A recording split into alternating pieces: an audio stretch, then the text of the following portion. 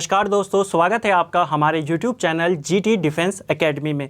देखिए फ्रेंड्स, आज के इस वीडियो के अंदर हम आपके लिए आर्मी स्पेशल क्लास की हिस्ट्री के 50 इंपॉर्टेंट क्वेश्चंस को मैं यहाँ पे आपके लिए लेकर आया हूँ और ये 50 इंपॉर्टेंट क्वेश्चन आपके आने वाले एग्जाम के लिए काफ़ी ज़्यादा इंपॉर्टेंट है। आपको इन सभी 50 क्वेश्चन को सॉल्व करना है और यहाँ की जो कट ऑफ मैंने रखी है यह है 35 मार्क्स, यानी कि 50 में से कम 35 नंबर आपके आने चाहिए। तो चलिए वीडियो को शुरू करते हैं। 50 क्वेश्चन है, वीडियो के एंड में अपना स्कोर कमेंट करके जरूर बताएं। चलिए शुरू करते हैं। सबसे पहला प्रश्न है आज का, सिख समुदाय के अंतिम गुरु कौन थे? तो जो सिख समुदाय है इनके अंतिम गुरु थे ऑप्शन सी गुरु गोविंद सिंह जी, इनके 10वें और अंतिम गुरु थे। ठीक है, प्रथम गुरु कौन थे? तो गुरु नानक इनके प्रथम गुरु थे। सिख धर्म के संस्थापक कौन थे? गुरु नानक सिख धर्म के संस्थापक थे। ठीक है, दूसरा प्रश्न है, भगवान बुद्ध ने अपना पहला उपदेश कहाँ पर दिया था? तो महात्मा बुद्ध ने जो अपना पहला उपदेश दिया था वो सारनाथ में दिया था। तो ऑप्शन डी हमारा राइट आंसर है। और उस जो इन्होंने अपना पहला उपदेश दिया उसे धर्म चक्र परिवर्तन कहा जाता है। अगर पूछा जाए इन्हें ज्ञान की प्राप्ति कहाँ पर होती है तो बोध गया में इन्हें ज्ञान की प्राप्ति होती है, लेकिन उपदेश कहाँ देते हैं? सारनाथ में। और अगर प्रश्न बने कि महात्मा बुद्ध ने अपने सर्वाधिक उपदेश कहाँ पर दिए थे तो श्रावस्ती में दिए थे। ठीक है, जलियांवाला बाग की दुर्घटना किस सन में हुई थी? तो जो जलियांवाला बाग कांड हुआ था ये हुआ था वर्ष 1919 में। 13 अप्रैल 1919 में जलियांवाला बाग हत्याकांड हुआ था। और अंग्रेज़ कौन था उस समय जिसने गोलियां चलवाई थी? तो जनरल डायर उस समय यहाँ पे जो कमांडर था। ठीक है, जो ब्रिटिश अधिकारी था जिसने गोलियां चलवाई वो जनरल डायर था। ठीक है, अगला है, चोरा चोरी कांड किससे संबंधित है? तो देखिए, जो ये चोरी चोरा कांड है ये किससे संबंधित है? ये संबंधित है असहयोग आंदोलन से। महात्मा गांधी ने जब असहयोग आंदोलन शुरू किया तो ये शांतिपूर्वक आंदोलन चल रहा था, लेकिन 5 फरवरी 1922 को हुआ क्या? गोरखपुर के अंदर चोरा चोरी नामक एक जगह है, वहाँ पर जो भीड़ थी उसने एक थाने के अंदर आग लगा दी जिसमें पुलिस वाले थे जो कि जिंदा जल गए। तो इस घटना से प्रभावित होकर या इस घटना से आहत होकर गांधी जी ने असहयोग आंदोलन को कैंसिल कर दिया। तो चोरा चोरी कांड किससे संबंधित है? असहयोग आंदोलन से संबंधित है। और ये घटना कब घटी? तो चोरा चोरी कांड की घटना घटी थी 5 फरवरी 1922 में। अगला है, वेदों की संख्या कितनी है? तो वेदों की अगर हम बात करें संख्या की तो हमारे पास कुल 4 वेद हैं। कौन कौन से हैं? ऋग्वेद, सामवेद, यजुर्वेद और अथर्ववेद। अगर इनमें से पूछेगा सबसे प्राचीन वेद कौन सा है तो सबसे प्राचीन वेद है ऋग्वेद। सबसे नया वेद कौन सा है तो वो है अथर्ववेद। ठीक है, अगला है, भारतीय संगीत का आदि ग्रंथ किसे कहा जाता है? तो भारतीय संगीत का आदि ग्रंथ ये कहा जाता है सामवेद को। ठीक है, यानी कि भारतीय संगीत का जनक ये भी पूछा जा सकता है, किसको कहते हैं? सामवेद को ही कहते हैं। एक प्रश्न आपको और ध्यान में रखना है कि सामवेद की रचना, जो ये सामवेद है, इसकी रचना किस वेद के आधार पर की गई है? तो ऋग्वेद के आधार पर इसकी रचना की गई। देखिए, ऋग्वेद के अंदर 1028 के करीब मंत्र हैं। ठीक है, 1028 के करीब सूक्त हैं। उनमें से जिनको गाया जा सकता था, ठीक है, गीतमय धुन में उसको गाया जा सकता था, उन्हीं को लेकर एक अलग सा वेद बना दिया गया, सामवेद। ठीक है, तो अगर पूछेगा सामवेद का आधार क्या है? ऋग्वेद है। अगला है, योग दर्शन के प्रतिपादक कौन है? तो योग दर्शन के प्रतिपादक थे पतंजलि। ठीक है, ऑप्शन डी यहाँ पे राइट आंसर है। अगला है, सिंधु सभ्यता कौन सा स्थान भारत में स्थित है? तो सिंधु सभ्यता का कौन सा स्थान आपने बताना है भारत में है? तो राइट आंसर है ऑप्शन ए लोथल। लोथल जो है ये वर्तमान में भारत के गुजरात राज्य में स्थित है। ठीक है, जबकि अगर हम हड़प्पा और मोहनजोदड़ो की बात करें तो जब भारत का विभाजन हुआ तो ये दोनों स्थल कहाँ चले गए? पाकिस्तान में ये वर्तमान में स्थित हैं। लेकिन लोथल क्या है? सिंधु सभ्यता का एक बंदरगाह है और वर्तमान में ये गुजरात में स्थित है। लोथल कौन सी नदी के तट पर है? कमेंट करके आप बताएंगे। ठीक है, अगला है, लोदी वंश का संस्थापक कौन था? देखिए, लोदी वंश का संस्थापक कौन था ये आपने बताना है। तो राइट आंसर है यहाँ पर ऑप्शन ए बहलोल लोदी। ठीक है, और लोदी वंश का अंतिम शासक कौन था? इब्राहिम लोदी, जिसको 1526 में बाबर ने पानीपत के पहले युद्ध में पराजित किया। ठीक है, इब्राहिम लोदी को। और इब्राहिम लोदी दिल्ली सल्तनत का पहला ऐसा सुल्तान था जिसकी मृत्यु युद्ध के मैदान में होती है। तो ये भी पूछा जा सकता है, दिल्ली का पहला सुल्तान कौन है जिसकी मृत्यु युद्ध में हुई? इब्राहिम लोदी। अगला है, किस व्यक्ति को द्वितीय अशोक कहा जाता है? इसे द्वितीय कर देना। तो द्वितीय अशोक किसको कहा जाता है? तो ये कहा जाता है ऑप्शन ए हर्षवर्धन को। ठीक है, हालांकि कनिष्क को भी, जो कि कुषाण वंश का शासक है, कुषाण वंश का, इसको भी दूसरा अशोक माना जाता है। तो आपको जो भी ऑप्शन में मिला आप उसके अकॉर्डिंग टिक करें, ठीक है। अगला है सोने के सर्वाधिक सिक्के किस काल में जारी किए गए थे। तो सोने के जो सर्वाधिक सिक्के जारी किए गए थे ये जारी किए गए गुप्त काल में, ठीक है। तो सबसे ज़्यादा सोने के सिक्के किस शासकों ने जारी किए, गुप्त शासकों ने जारी किए थे। अगला है गुप्त वंश का संस्थापक कौन था। तो गुप्त वंश का जो संस्थापक था वो था श्रीगुप्त। श्रीगुप्त के बाद उसका बेटा घटोत्कच गद्दी पर बैठता है और उसके बाद पहला जो महान शासक था गुप्त वंश का वो था चंद्रगुप्त प्रथम, ठीक है। अगला है टीपू सुल्तान कहाँ का शासक था। तो टीपू सुल्तान ये शासक था मैसूर का और इसे मैसूर का शेर भी कहा जाता है। तो अगर प्रश्न बने मैसूर का शेर किसको कहा जाता है तो ये कहा जाता है टीपू सुल्तान को। इसके पिता का नाम भी कई बार पूछा जाता है, तो हैदर अली इसके पिता का नाम था। महावीर की मृत्यु कहाँ पर हुई थी। तो जैन धर्म के जो संस्थापक थे, जैन धर्म के वास्तविक संस्थापक वो कौन थे, महावीर स्वामी थे, ठीक है। और इनका वास्तविक नाम था वर्धमान। इनकी मृत्यु कहाँ पर हुई, तो इनकी मृत्यु होती है पावापुरी में, ठीक है। तो जैन धर्म के वास्तविक संस्थापक महावीर स्वामी की मृत्यु पावापुरी में होती है और ये जैन धर्म के 24वें तीर्थंकर भी थे। अगला है दीन इलाही नामक नया धर्म किसके द्वारा शुरू किया गया। तो दीन इलाही जो एक नया धर्म शुरू किया था ये शुरू किया था अकबर ने, ऑप्शन डी। निम्नलिखित में से किसने अकबर की जीवन कथा लिखी है, यानी कि जो अकबर की आत्मकथा है वो किसके द्वारा लिखी गई है। तो वो लिखी है अबुल फजल ने, ठीक है। किस नाम से लिखी है, अकबर नामा। तो अकबर नामा किताब का लेखक कौन है, अबुल फजल है।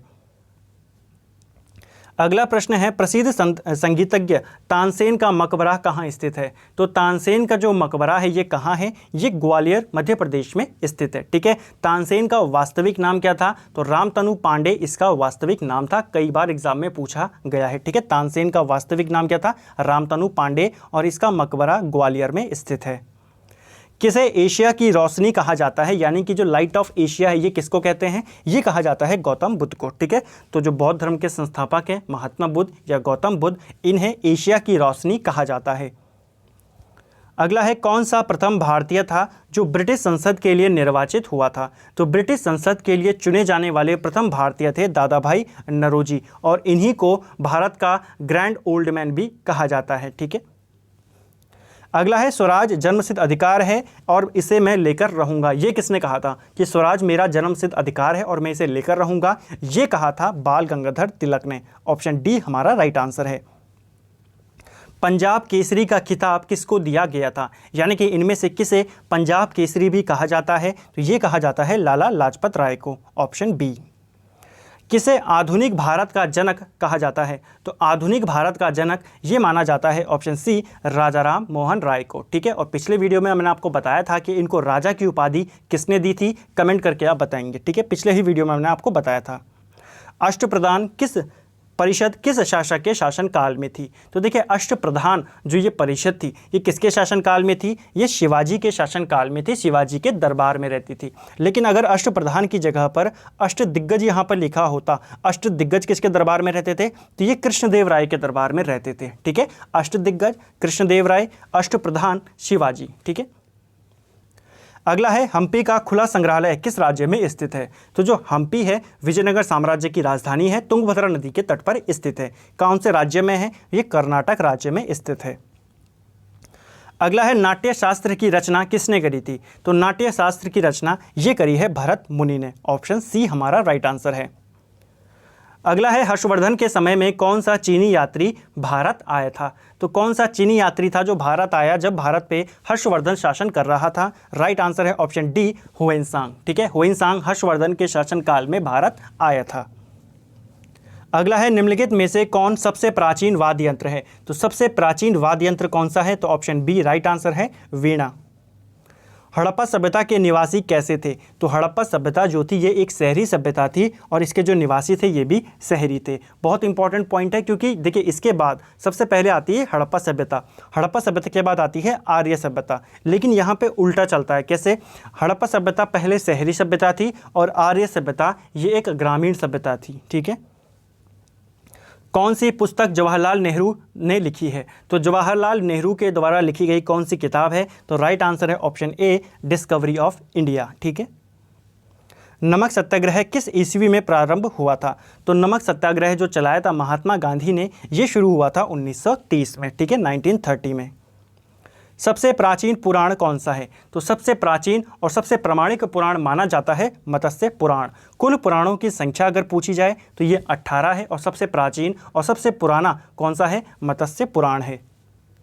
शाहनामा की रचना किसने करी है? तो शाहनामा ये जो किताब है ये लिखी है, ऑप्शन सी हमारा राइट आंसर है, फिरदौसी ने, ठीक है, फिरदौसी की रचना है शाहनामा।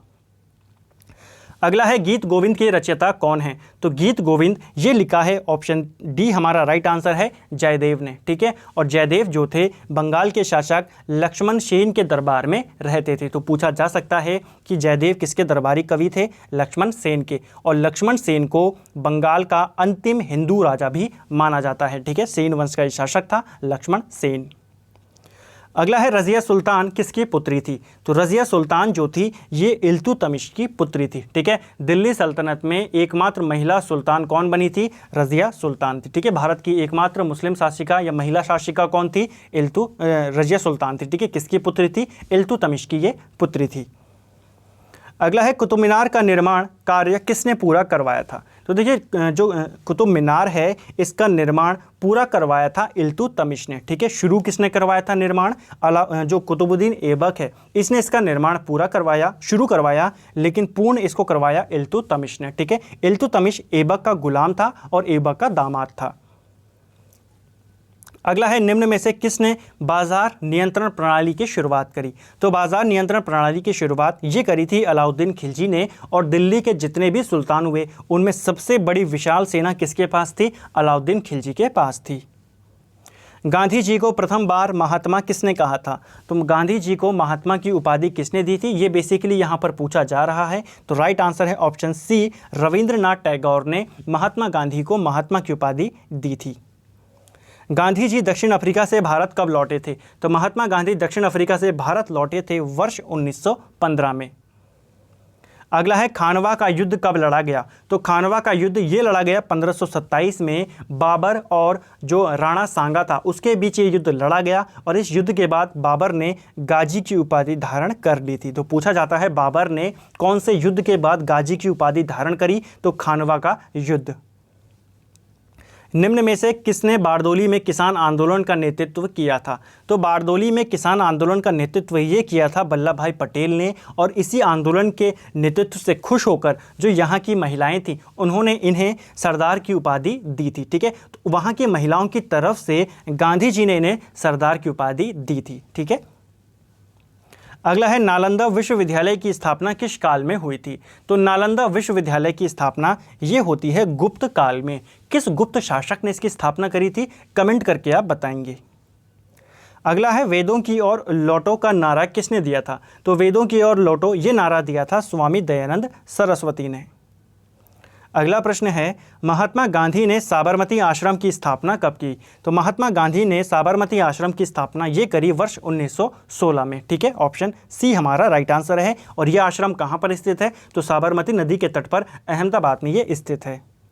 अगला है 1907 में कांग्रेस के सूरत अधिवेशन की अध्यक्षता किसने करी थी? तो देखिए 1907 का जो कांग्रेस अधिवेशन होता है ये सूरत में होता है और बहुत इंपॉर्टेंट ये अधिवेशन था क्योंकि इसी अधिवेशन में पहली बार कांग्रेस का विभाजन होता है। इसकी अध्यक्षता करी थी रास बिहारी, इसको घोष कर देना, ठीक है, रास बिहारी घोष ने इसकी अध्यक्षता करी थी।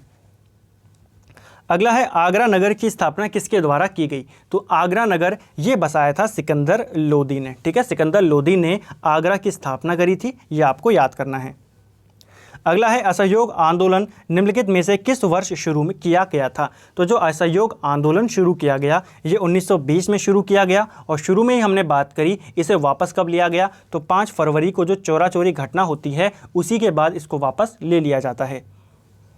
अगला है गौतम बुद्ध ने सारनाथ में जो पहला धर्म उपदेश दिया उसे क्या कहते हैं? तो जब हमने शुरुआत में बात करी कि उन्होंने अपना पहला उपदेश कहाँ दिया था? सारनाथ में। और उसे बौद्ध ग्रंथों में क्या कहा गया है? धर्म चक्र परिवर्तन कहा गया है।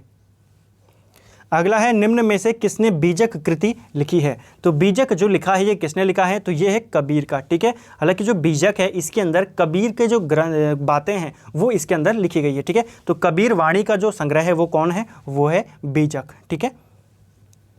महमूद गजनी ने सोमनाथ के मंदिर पर कब आक्रमण किया था? तो महमूद गजनी ने भारत के ऊपर कुल 17 बार आक्रमण किया, जिसमें सबसे प्रसिद्ध आक्रमण था उसका सोमनाथ आक्रमण। यह आक्रमण उसने 1025 में किया था। ठीक है, अगला और अंतिम प्रश्न है आज का हमारा, ग्रांड ट्रंक रोड किसने बनवाई थी? तो भारत के अंदर जो ग्रांड ट्रंक रोड है इसका निर्माण करवाया था शेरशाह सूरी ने। ठीक है, ऑप्शन बी हमारा राइट आंसर होगा। तो फ्रेंड्स, ये थे हमारे आपकी आर्मी भर्ती स्पेशल के लिए 50 हिस्ट्री के महत्वपूर्ण क्वेश्चन। पूरी हिस्ट्री से हमने यहाँ पे क्वेश्चन आपके लिए लेकर आए, चाहे वो प्राचीन काल हो, वैदिक से लेकर आधुनिक भारत के भी हमने यहाँ पे क्वेश्चन डाले, ताकि आपका अच्छे से रिविजन हो सके। अगर आपको वीडियो पसंद आता है तो वीडियो को लाइक करें, शेयर करें, हमारे चैनल पर नए हैं तो चैनल को सब्सक्राइब करें और अपने दोस्तों के साथ वीडियो को ज़्यादा से ज़्यादा शेयर करें। Thank you friends.